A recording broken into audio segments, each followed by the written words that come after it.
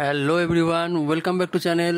ইতিমধ্যেই আরআরবি এনটিপিসির পক্ষ থেকে ইতিমধ্যে একটা অফিসিয়ালি রিক্রুটমেন্ট রিলিজ হয়ে গেছে। একদম পিডিএফ, ডিপার্টমেন্টের পিডিএফ থেকে আপনাদের সমস্ত বিষয়টা জানাবো আজকের ভিডিওতে।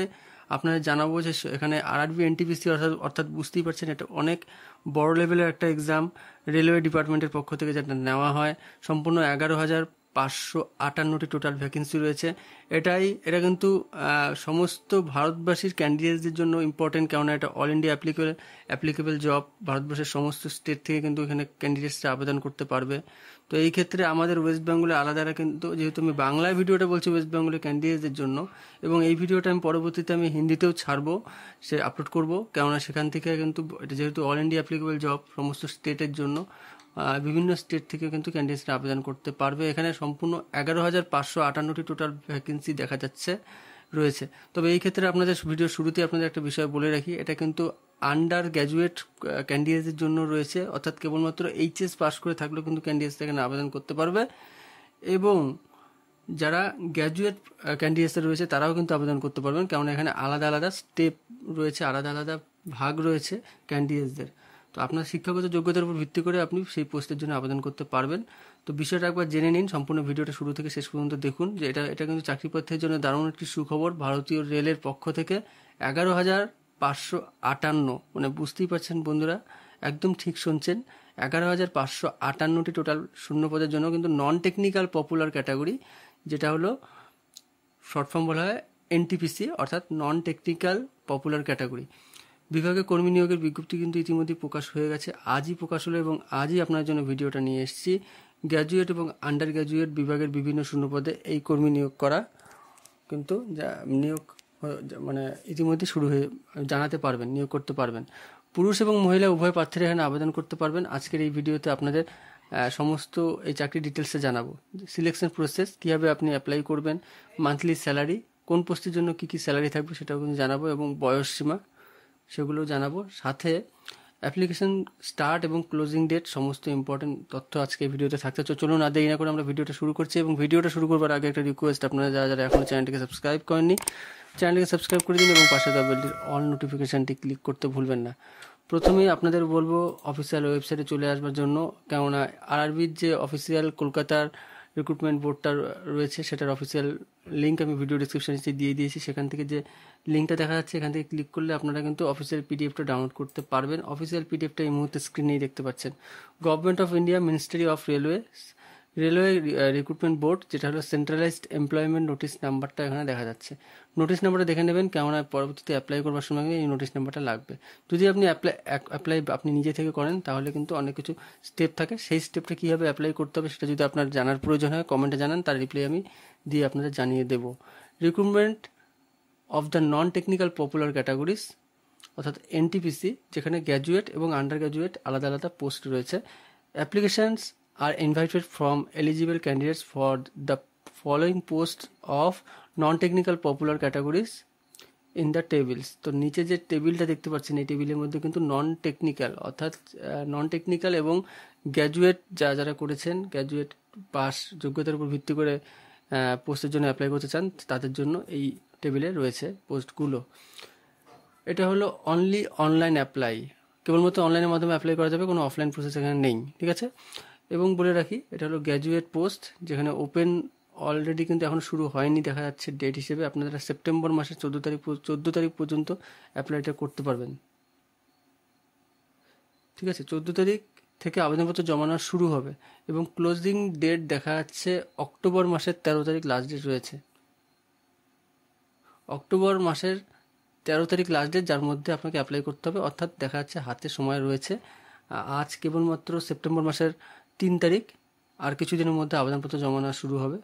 এবং বিভিন্ন আপনার বাড়ির এরিয়ার আশেপাশে যে অনলাইন সেন্টারগুলো রয়েছে সেখানে দেখবেন প্রচুর ক্যান্ডিডেটসের ভিড় লেগে যাবে, কেননা এখানে কিন্তু অনেক ক্যান্ডিডেটস এটাতে অ্যাপ্লাই করবে, যেহেতু এক তো রেলওয়ে জব, এই জন্যই, আর তার মধ্যে সেন্ট্রালাইজড এটা একটা বোর্ড, এই জন্য কিন্তু প্রচুর ক্যান্ডিডেটসরা আবেদন করবে। আপনারা যদি আবেদন করবেন ডিসিশনটা আগেই নিয়ে নেন, তারপরে আপনারা অ্যাপ্লাই করবেন। আচ্ছা, প্রথমে চলে যাচ্ছি আমরা সেই টেবিলের দিকে, যেখানে হলো কেবলমাত্র গ্র্যাজুয়েট ক্যান্ডিডেটসরা আবেদন করতে পারবেন। আমি পোস্ট ওয়াইজ বলছি, এখানে দেখা যাচ্ছে 1, 2, 3, 4, 5 টোটাল 5টা পোস্ট রয়েছে, যেখানে প্রথম রয়েছে chief commercial cum ticket supervisor. Total এখানে দেখা যাচ্ছে ইনিশিয়াল পে 35,400 টাকা, মেডিকেল স্ট্যান্ডার্ড B2, এইজ হলো 18 থেকে 36-এর মধ্যে। অর্থাৎ এখানে বলা হচ্ছে প্রত্যেকটি পোস্টের মধ্যেই কিন্তু এখানে 18 থেকে 36 বছর বয়সের মধ্যে ক্যান্ডিডেটরা আবেদন করতে পারবেন, এবং আপনার জন্ম তারিখ থেকে 1/1/2025 পর্যন্ত কিন্তু আপনার ডেটটা হিসাব করবেন। তাহলে সেই হিসেবে যদি 18 থেকে 36-এর মধ্যে বয়স হয়ে থাকে তাহলে আবেদন করতে পারবেন। টোটাল ভ্যাকেন্সি এই পোস্টের ক্ষেত্রে 1736টি ভ্যাকেন্সি রয়েছে। পরবর্তী পোস্ট রয়েছে স্টেশন মাস্টার, যেখানে লেভেল 6 হিসেবে আপনাদের বেতনটা দেওয়া হবে 35,400 টাকা। A2 মেডিকেল স্ট্যান্ডার্ড খুব হাই লেভেলের হয়ে থাকে, সেটা কিন্তু আপনারা পাবেন। 18 থেকে 36-এর মধ্যে বয়স হতে হবে। টোটাল 994টা ভ্যাকেন্সি রয়েছে। পরবর্তী গুডস ট্রেন ম্যানেজার রয়েছে, লেভেল 5 হিসেবে আপনাদের বেতন দেওয়া হবে 29,200 টাকা। A2 ক্যাটাগরি মেডিকেল স্ট্যান্ডার্ড থাকবে। 18 থেকে 36-এর মধ্যে বয়স হলে আপনি আবেদন করতে পারবেন। 3144টি টোটাল ভ্যাকেন্সি দেখা যাচ্ছে।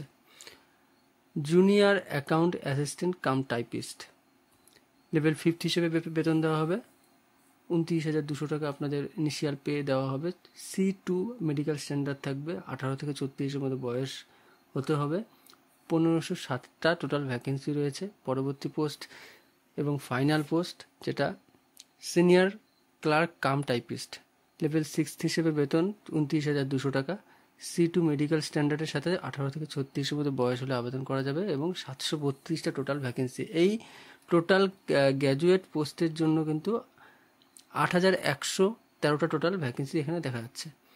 তো এইভাবে বয়সের ঊর্ধ্বে আপনারা ছাড় পাবেন, কি পাবেন একটু দেখে নেবেন। সমস্ত ইম্পর্টেন্ট বিষয়গুলো নিয়ে আলোচনা করলে অনেকটা সময় লেগে যাবে।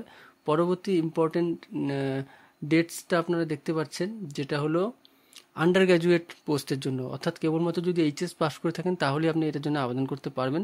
এই টেবিলে আপনারা সেটা দেখতেও পাচ্ছেন। ডেট, এটা আবেদনপত্র জমা নেওয়ার ডেট কিন্তু সেপ্টেম্বর মাসের 21 তারিখ থেকে শুরু হচ্ছে, ঠিক আছে। এবং ক্লোজিং ডেট যেটা, সেটা হলো অক্টোবর মাসের 20 তারিখ পর্যন্ত আপনি অ্যাপ্লাই করতে পারবেন। অর্থাৎ এই ক্ষেত্রেও সময় আছে। আপনারা যারা যারা আবেদন করবেন দেরি করবেন না, অনলাইন সেন্টারে গিয়ে আবেদনটা করুন, তাহলে ভালো হবে। কেননা বিভিন্ন ভুলভ্রান্তির কারণে কিন্তু অ্যাপ্লিকেশন রিজেক্টেড হতে পারে।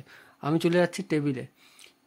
এই টেবিলে আন্ডার গ্র্যাজুয়েট পোস্ট যেগুলো রয়েছে, কমার্শিয়াল কাম টিকিট ক্লার্ক রয়েছে, লেভেল C হিসেবে বেতন দেওয়া হবে 21,700 টাকা। B2 স্ট্যান্ডার্ড মেডিকেল স্ট্যান্ডার্ড থাকবে। 18 থেকে 33 প্রত্যেকটি পোস্টের ক্ষেত্রেই এখানে দেখা যাচ্ছে 18 থেকে 33 বছর বয়সের মধ্যে হলে ক্যান্ডিডেট আবেদন করতে পারবে। 1/1/2025 হিসেবে বয়সটিকে হিসেব করে নেবেন। টোটাল 2022টি ভ্যাকেন্সি রয়েছে। পরবর্তী পোস্ট রয়েছে accounts clerk cum typist, level 2 হিসেবে 19,900 টাকা বেতন থাকছে। C2 মেডিকেল স্ট্যান্ডার্ড থাকবে। 18 থেকে 33-এর মধ্যে বয়স হতে হবে। 361টি ভ্যাকেন্সি থাকবে। জুনিয়র ক্লার্ক কাম টাইপিস্ট রয়েছে, লেভেল 2 হিসেবে বেতন থাকবে 19,900 টাকা। C2 মেডিকেল স্ট্যান্ডার্ড, 18 থেকে 33 বয়স, 990টা total vacancy. Trains clerk, level 2 হিসেবে বেতন 19,900 টাকা থাকছে, এবং A3 স্ট্যান্ডার্ডে মেডিকেল স্ট্যান্ডার্ড 18 থেকে 33-এর মধ্যে বয়স হতে হচ্ছে, এবং 72 বছর বয়স, অর্থাৎ 72টি ভ্যাকেন্সি থাকবে। টোটাল ভ্যাকেন্সি রয়েছে 3445টি টোটাল ভ্যাকেন্সি। এভাবে বয়সের ঊর্ধ্বে ছাড় পাবেন। কী মেজারমেন্ট লাগবে সেগুলো একটু দেখে নেবেন। আচ্ছা, এখন চলে যাচ্ছি আমি একটি পিডিএফে, যে পিডিএফটা আপনাদের জন্য তৈরি করেছি, সেখান থেকে আপনারা ডিটেলসটাও কিন্তু পেয়ে যাবেন, ঠিক আছে। তো সেই ডিটেলস তো আমি অনেকটাই আলোচনা করেই ফেলেছি, যার মধ্যে বয়সসীমা এবং স্ট্যান্ডার্ড ওয়াইজ কী শিক্ষাগত যোগ্যতা লাগবে সেটা আপনাদের বলে দিয়েছি, এবং বয়স সেটাও বলে দিয়েছি। এখন আপনাদের যেটা জানাবো সেটা হলো, সেই পিডিএফে আপনারা দেখতে পাচ্ছেন যে আবেদনটা আপনি কীভাবে করবেন। সংশ্লিষ্ট নিয়োগের ক্ষেত্রে সম্পূর্ণ আবেদন প্রক্রিয়া অনলাইনের মাধ্যমে সম্পন্ন করতে হবে প্রার্থীদের। রেলওয়ে রিক্রুটমেন্ট বোর্ডের সমস্ত শাখার অফিসিয়াল ওয়েবসাইটের মাধ্যমে আবেদন করতে জানাতে পারবেন চাকরি প্রার্থীরা। নির্দিষ্ট ওয়েবসাইটে প্রথমে নিজের বৈধ মেইল আইডি এবং মোবাইল নাম্বারটা, যদি না থেকে থাকে মোবাইল নাম্বার এবং মেইল আইডি অবশ্যই কিন্তু লাগবে। এবং যেখানে অ্যাপ্লাই করতে যাবেন, যদি কোনো অনলাইন সেন্টারে অ্যাপ্লাই করতে চান তাহলে অবশ্যই মোবাইলটা নিয়ে যাবেন, এবং বৈধ মেইল আইডি আপনার কিন্তু প্রয়োজন হবে রেজিস্ট্রেশন করার সময়, ঠিক আছে। এবং রেজিস্ট্রেশন করতে হবে রেজিস্ট্রেশন প্রক্রিয়া সম্পন্ন হওয়ার পর আবেদন করার পেজে সমস্ত তথ্য নির্ভুলভাবে পূরণ করতে হবে। তথ্যগুলি পূরণ করবার পরে নির্দেশ অনুযায়ী গুরুত্বপূর্ণ ডকুমেন্টগুলো আপলোড করতে হবে। সর্বশেষে আবেদন ফি জমা করতে হবে। তো আবেদন ফিটা কিন্তু আপনাদের এখন জানানো হয়নি, যেটা আপনাদের এখন জানাবো। তো আপনারা একদম অফিসিয়াল পিডিএফ থেকেও চলে আসতে পারবেন, সেখানে অ্যাপ্লিকেশন ফিটা আপনারা এখানে দেখতে পারবেন। ফর অল ক্যান্ডিডেটসদের জন্য কিন্তু 500 টাকা লাগবে, ঠিক আছে। এবং এখানে অল ক্যান্ডিডেটস, এখানে এটাই বলা হচ্ছে যারা ওবিসি ক্যাটাগরি এবং জেনারেল ক্যাটাগরি রয়েছেন তাদের জন্য লাগছে টোটাল 500 টাকা, ঠিক আছে। তো 400 টাকা আপনাদের লাগছে প্লাস অ্যাপ্লিকেশন ফি হিসেবে, এবং আউট অফ দিস ফি সব কিছু মিলে 500 টাকা। আচ্ছা, এখন বলবো যারা এসসি এসটি এবং এক্স সার্ভিসম্যান, পিডব্লিউডি এবং ফিমেল মহিলা ক্যাটাগরিজ ক্যান্ডিডেটদের জন্য, এবং transgender, minorities of economically backward classes, EBC, এই সমস্ত ক্যাটাগরিজ ক্যান্ডিডেটদের জন্য সবার জন্য রাখছে 250 টাকা, ঠিক আছে। তো এইভাবে কিন্তু আপনাদের অ্যাপ্লিকেশন ফিটা ধার্য করা হচ্ছে। একটু দেখে নেবেন এই বিষয়ে। হাউ টু অ্যাপ্লাই এখানেও দেওয়া রয়েছে। তো অ্যাপ্লাই সংক্রান্ত কোনো প্রশ্ন থাকলে আপনারা জানান। এবং এখানে যে অফিসিয়াল ওয়েবসাইটটা পেয়ে যাবেন, সেখানে কিন্তু আহমেদাবাদ, চেন্নাই, মুজাফফরপুর এবং আজমির, এছাড়া আমাদের কিন্তু শিলিগুড়ি দেখা যাচ্ছে নিচে। তো আপনি যেই এরিয়ার, সেই এরিয়ার হয়ে কিন্তু আপনি অ্যাপ্লাই করবেন সেই ওয়েবসাইটে গিয়ে। তো আপনারা কোথা থেকে ভিডিওটা দেখছেন অবশ্যই কিন্তু কমেন্টে জানাতে ভুলবেন না।